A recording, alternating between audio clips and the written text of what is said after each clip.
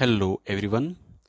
हम लोग पढ़ रहे हैं क्लास 10th की बुक फुटप्रिंट विदाउट फीट के ही लेसन नंबर 5, जिसका भी हेडिंग यही है, फुटप्रिंट विदाउट फीट, अर्थात बिना पाँवों के पाँव के निशान।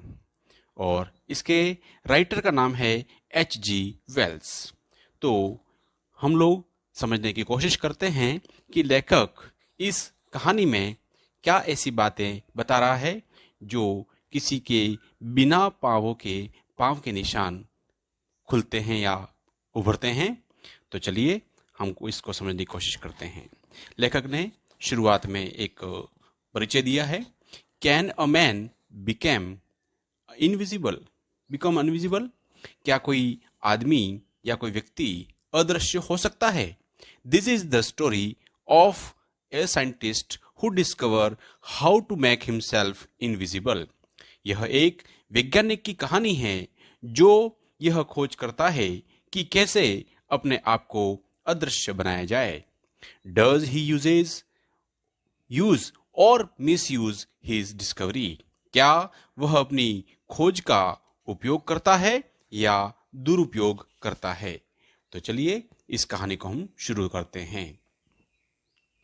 The two boys started in surprise at the fresh, muddy imprint of pair of bare feet। दो लड़के एक जोड़ी नंगे पांव के ताजे कीचड़ भरे निशानों को देख करके आश्चर्यचकित या आश्चर्य से उछल पड़ते हैं। What was a barefooted man doing on the steps of a house? London के इस मध्य भाग में, in the middle of the London के इस मध्य भाग में एक घर की सीढ़ियों पर एक नंगे पांव वाला आदमी क्या कर रहा था। And where was the man, और वह आदमी कहाँ था।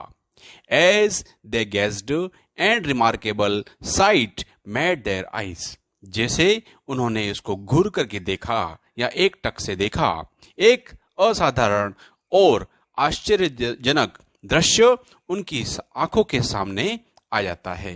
A fresh footmark appeared from nowhere। न जाने कहां से एक ताजा पांव का निशान प्रकट होता है। Further footprints followed, one after another, descending the steps and progressing down the street। कुछ और पांव के निशान पीछे पीछे आए, एक के बाद एक, और सीढ़ियां उतरते हुए और गली में आगे बढ़ते हुए। द बॉयज फॉलोड, जो बच्चे हैं वो उनका पीछा करते हैं। फैसिनेटेड, उनकी तरफ सम्मोहित हो जाते हैं। Until the muddy impressions became फेंटर and फेंटर, जब तक कि कीचड़ भरे निशान ज्यादा अस्पष्ट और ज्यादा अस्पष्ट होते गए। And at last disappeared all together, और अंत में पूर्णतया अदृश्य हो गए। The explanation of the mystery was really simple enough. रहस्य की व्याख्या वास्तव में काफी सरल थी। The bewildered boys had been followed a scientist who had just discovered how to make the human body transparent। हक्के बक्के लड़के जो हैं वह एक वैज्ञानिक का पीछा कर रहे थे जिसने तभी खोज की थी कि मानव शरीर को पारदर्शी कैसे बनाया जाए। Griffin the scientist had carried out experiment after experiment to prove that the human body could become invisible. वैज्ञानिक ग्रिफिन ने यह साबित करने के लिए कि मानव शरीर को अदृश्य हो सकता था, एक के बाद एक बहुत सारे वैज्ञानिक प्रयोग किए थे। Finally, he swallowed certain rare drugs and his body became as transparent as a sheet of glass। अंत में निश्चित दुर्लभ औषधि निगली और उनका शरीर जो था वह शीशे की तरह एक समान पारदर्शी हो गया। Though it also remained as solid as glass, यद्यपि यह शीशे के समान ठोस भी रहा। Brilliant scientist though he was, Griffin was rather a lawless person। यद्यपि यह वह प्रतिभाशाली वैज्ञानिक था, फिर भी ग्रिफिन एक कानून तोड़ने वाला व्यक्ति भी था। His landlord disliked him and tried to eject him. उसके मकान मालिक ने उसे नापसंद करता था और उसे घर से बाहर निकालने की कोशिश उसने की थी। In revenge Griffin set fire to the house, और बदले में ग्रिफिन ने उस मकान में आग लगा दी थी। To get away without being seen he had to remove his clothes, और बिना देखे निकल लिए जाने के लिए उसने अपने वस्त्र जो थे उसको उतारना पड़ा। Thus it was that he became homeless wanderer without clothes, without money and quite invisible. और अतः ऐसा हुआ कि एक बेघर, इधर उधर बिना प्रयोजन के भटकने वाला, बिना कपड़ों के, बिना पैसों के और लगभग अदृश्य बन गया था। Until he happened to step in some mud and left a footprint as he walked. जब तक कि उसने कुछ कीचड़ में कुछ कदम रख दिए तथा जैसे ही वह चला पैरों के निशान छोड़ दिए। अगले पेज पर हम देखते हैं, He escaped easily enough from the boys who followed his footprint in London. वह लड़कों से काफी आसानी से निकल भागा जो लंदन में उसके पांवों के निशान का पीछा कर रहे थे। But his adventure were by no means over, लेकिन उसके जोखिमपूर्ण कार्य किसी भी तरह खत्म नहीं हुए थे। He had been chosen a bad time of the year to wander about London without clothes. उसने बिना कपड़ों के लंदन में बिना कार्य के इधर उधर भटकने के लिए एक वर्ष का एक बुरा वक्त चुना था। इट वॉज मिड विंटर, क्योंकि यह बीच शीत ऋतु का समय था। The air was bitterly cold and he could not do without clothes, और हवा अत्यधिक ठंडी थी और वह बिना कपड़ों के नहीं रह पा रहा था। Instead of walking about the streets, he decided to sleep into a big London store for warmth. गलियों में पैदल चलने के स्थान पर उसने गर्मी के लिए लंदन की एक बड़ी दुकान में चुपके से खिसक जाने का निर्णय किया। Closing time arrived, and as soon as the door were shut, Griffin was able to give himself for the pleasure of clothing and feeding himself without regard to expense. दुकान बंद होने का समय आ पहुंचा और जैसे ही दरवाजे बंद हुए, ग्रिफिन ने अपने आप को खर्च की चिंता करे बिना कपड़े पहनने और भोजन करने में समर्थ हो गया। He broke open the boxes and wrappers and fitted himself out with warm clothes. उसने बक्सों और लिपटे हुए कागजों को तोड़ करके खोल दिया और अपने आप को गर्म कपड़ों से ढक दिया।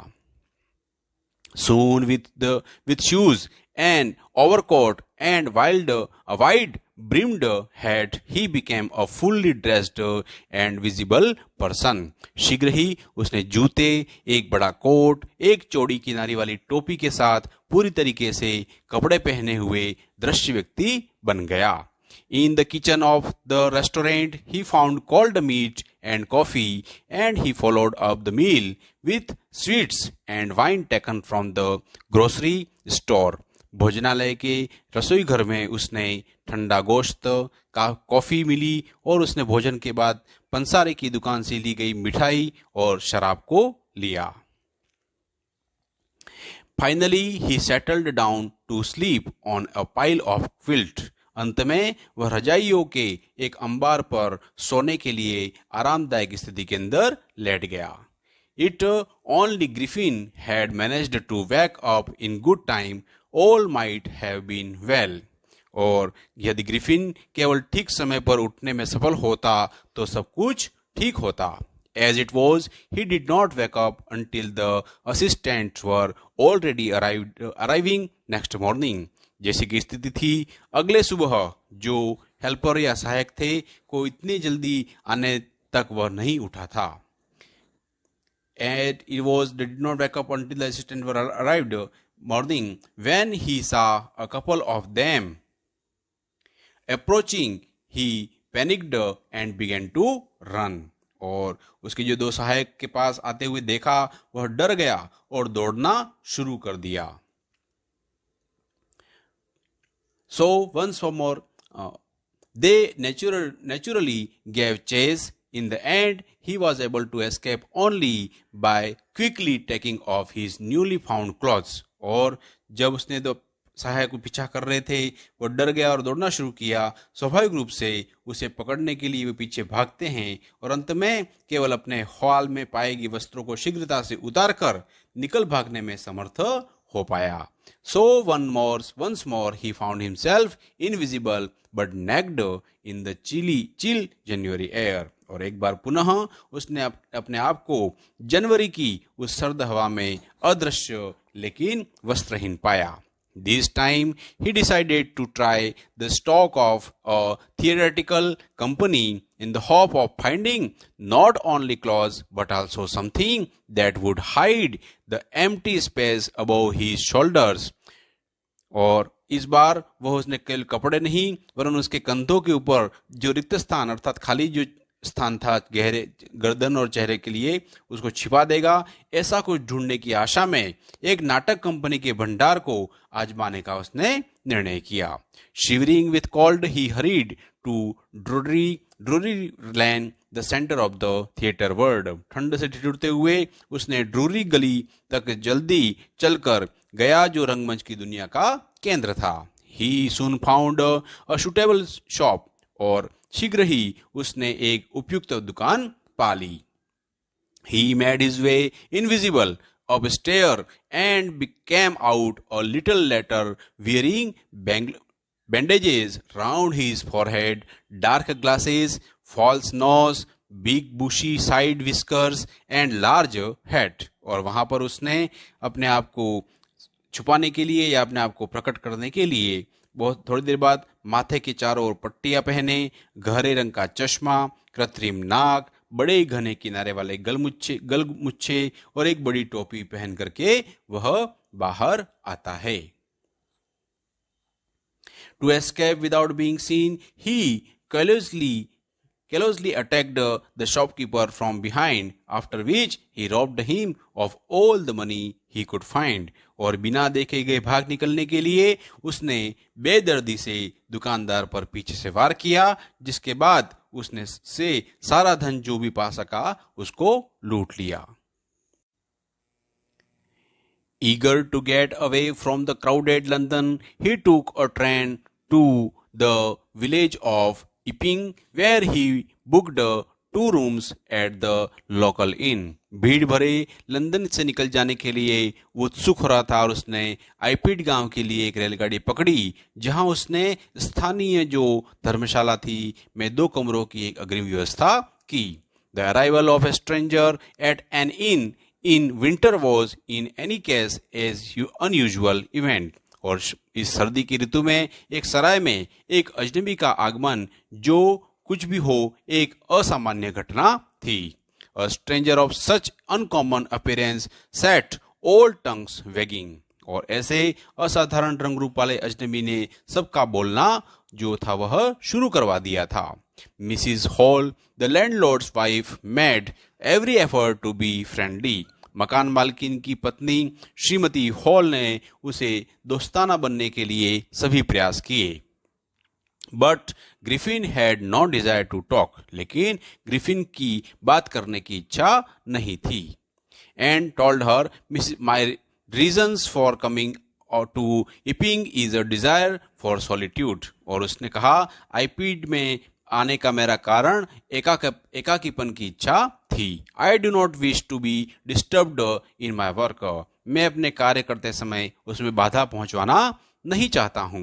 Besides an accident has affected my face. और इसके साथ ही दुर्घटना ने मेरे चेहरे को प्रभावित कर दिया है. Satisfied that her guest was an eccentric scientist and in view of the fact that he had paid her in advance, Mrs Hall was prepared to excuse his strange habits and irritable temper.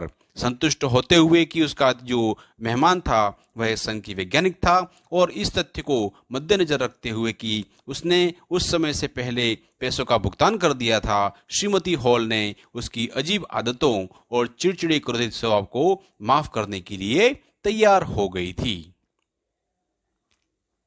But the stolen money did not last long. लेकिन जो उसकी चुराई हुई राशि थी वह ज्यादा दिनों तक चल सकती नहीं थी। And presently Griffin had to admit that he had no more ready cash. और ग्रिफिन को स्वीकार करना पड़ा कि उसके पास खर्च करने के लिए और कोई तैयार नकदी नहीं थी।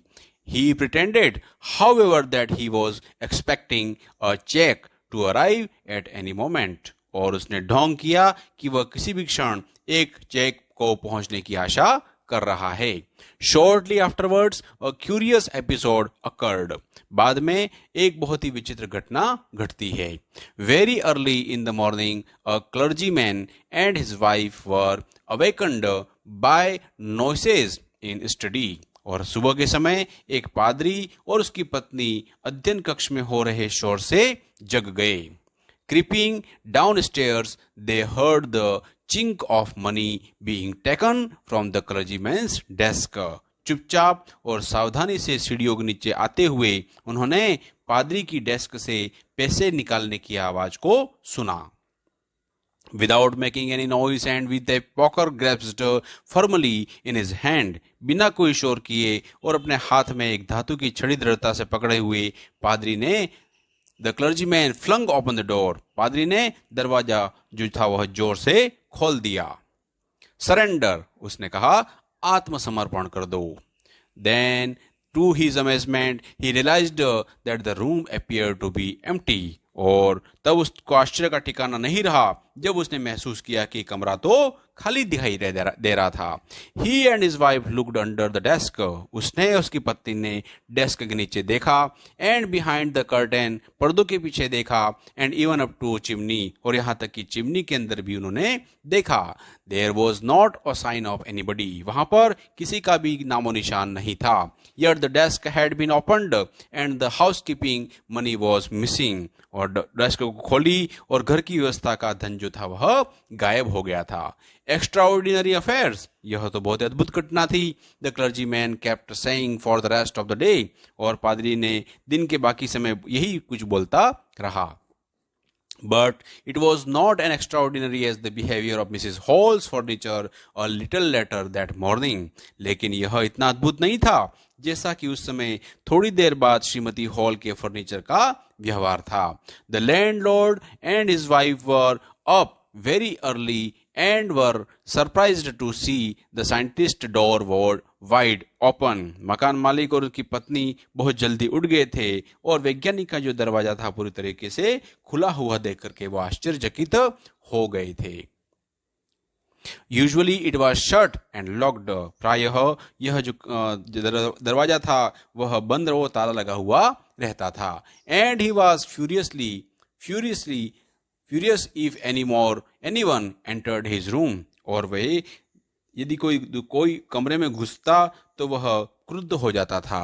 The opportunity seemed too good to be missed. अवसर इतना अच्छा था कि छोड़ा नहीं जा सकता था। They peeped round the door, saw nobody, and decided to investigate. उन्होंने उन अंदर की ओर झांका और किसी को नहीं देखा तो मामले की छानबीन करने का उन्होंने निर्णय किया। The bed clothes were cold. जो पलंग पर बिछाई जाने में चादर थी वह ठंडी थी। Saw nobody and decided, showing that the scientist must have been up for some time. यह प्रदर्शित करते हुए कि वैज्ञानिक कुछ समय के लिए जगा हुआ था और उससे भी अधिक अजीब था। क्या अजीब था? And the strange still, the clothes and bandages that he always wore were lying about the room. और जो वस्त्र और पट्टियां वह हमेशा पहनता था वह कमरे में ही पड़े हुए थे। All of sudden Mrs. Hall heard a sniff close to her ear.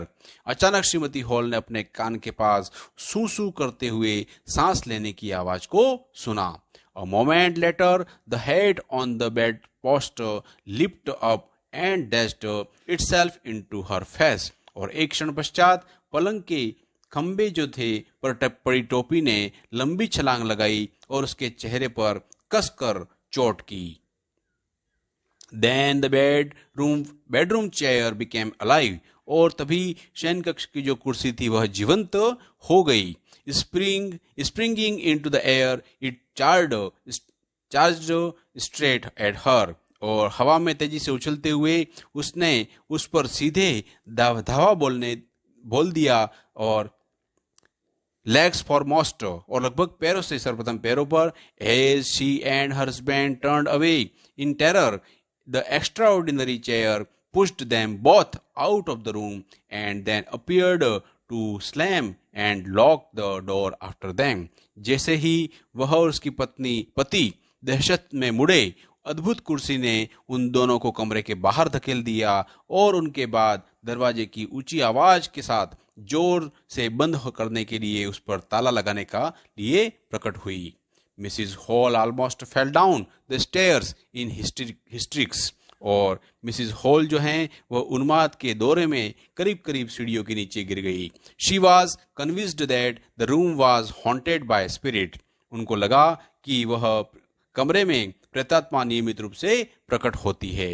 And that the stranger had somehow caused these to enter into her furniture, और वहां पर अजनबी ने किसी तरह से उनके फर्नीचर में प्रवेश करवा दिया था।